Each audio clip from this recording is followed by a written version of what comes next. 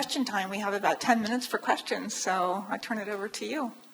Who wants to be first? Up on a couple of the slides, and a couple of you mentioned how you measure the return on investment. I think that's the biggest question that I get all the time, and it's the hardest thing to tie down on how your internet presence and your work on the internet ties to sales. Do you have any tips or suggestions on how we can better tie those two things together and what kind of metrics to use? I think one of the keys to that is to rethink how you initially view that. Everybody wants ROI numbers. Well, I did this and made this many sales from it. But social media it's a lot more about consideration, validation. It's more about what's going to happen, not necessarily when I'm going to make the purchase right now and I'm going online to do that. But and that's important. But it also is about, well, I might buy a new bedroom set next year. And I don't even know what kinds are high quality. And so getting on there and putting in that legwork so that when people are doing that initial research, talking to their friends about it, your name's mentioned, and that your brand comes up in discussion, and that you get that reputation or that perception of being high quality. And sure, social media, everyone's like, well, it's supposed to be so measurable. Give me my ROI. What did you do for me last week?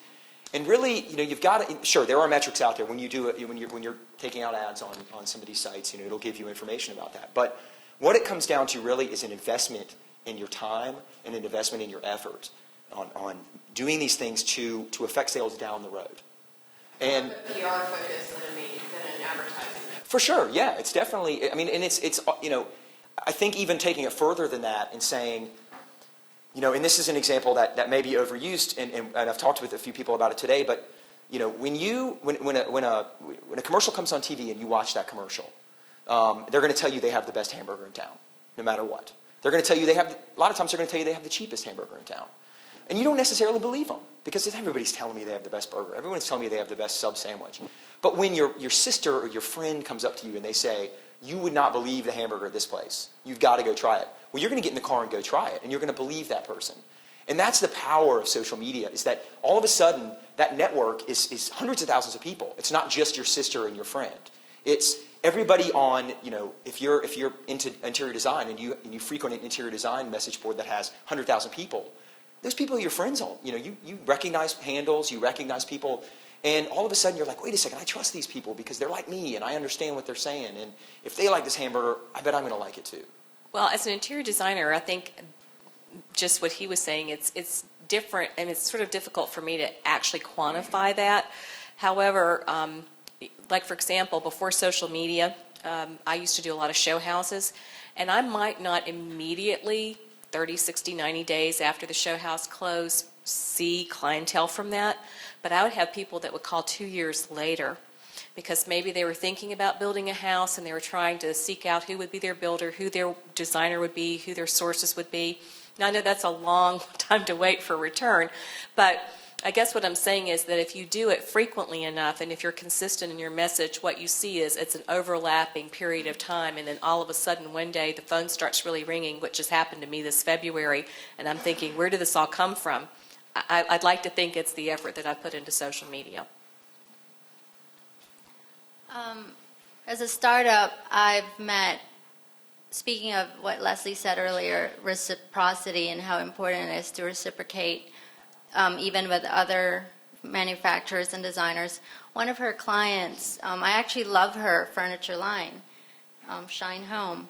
And so when Susan Ortiz of Shine Home was in Paris at the show, Leslie would tweet about her stuff, and I would retweet it because I honestly love her stuff. And sometimes Wanda has a great blog post, or she got featured on another online blog, so I would retweet it. And you build that goodwill around you, and it's building not necessarily monetary capital, but social capital, just the way all the companies build social awareness.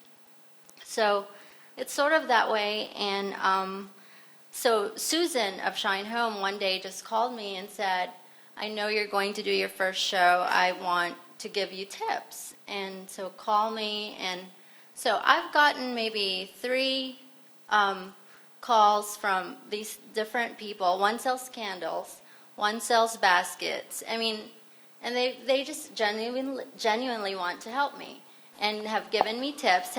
Susan's given me her paperwork and said, look through my paperwork and just even, I mean, so you get ideas from there and just edit it and put your company name.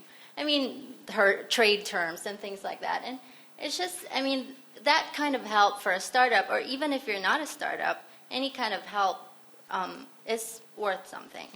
And one of the girls I follow designs stationery. And so I told myself, one day when I get married, I would like for her to design. But since that's not happening yet, one of my best friends is she's getting married in 3 days. She's from Dubai. Well, she's originally from the Philippines. Her husband's German. They live in Dubai and work for a fancy hotel. They're very well traveled. So I'm one of her best friends. She's like, you have to come to my wedding. Can't go to her wedding. So I said, there's this girl, I love her stationery. You should check her out. So I gave Amy, the stationery designer, some business through Leia. And that so think about how her stationery is sent to friends all over the world. It's a very international crowd. They're having their wedding in some private island. And just the kind of, exposure you get. And that was from Twitter. She met me on Twitter. And so Amy, as a thank you, designed a rubber stamp for Snug Furniture for me. Just, little things like that. So. Okay, who has the final question? All right, great, Randy. Thank you. This is for Christy. The contest you guys ran, I'd like to know a little more details in terms of how you went through the process, because some states require surety bonds if it's over $5,000.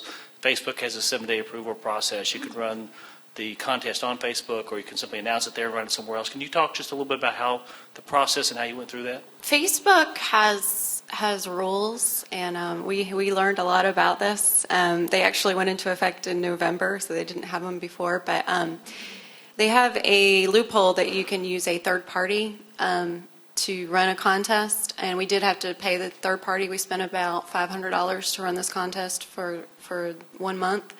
So I think that got us, we didn't have any issues legally after that.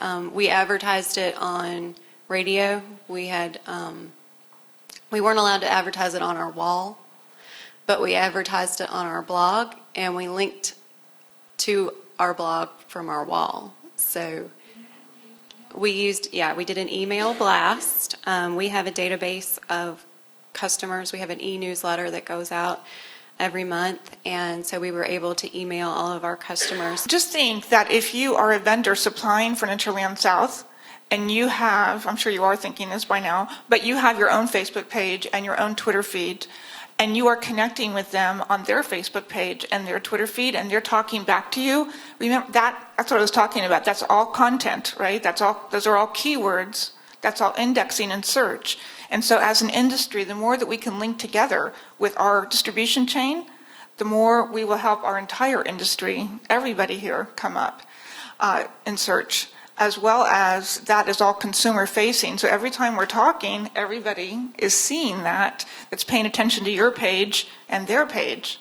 So from supplier to even rep, to manufacturer, to retailer, to retail sales consultant, down to the consumer. If we can link as an industry, we are going to win. So I will end with that. Thank you so much, panelists, for being here today. It was great. So thanks.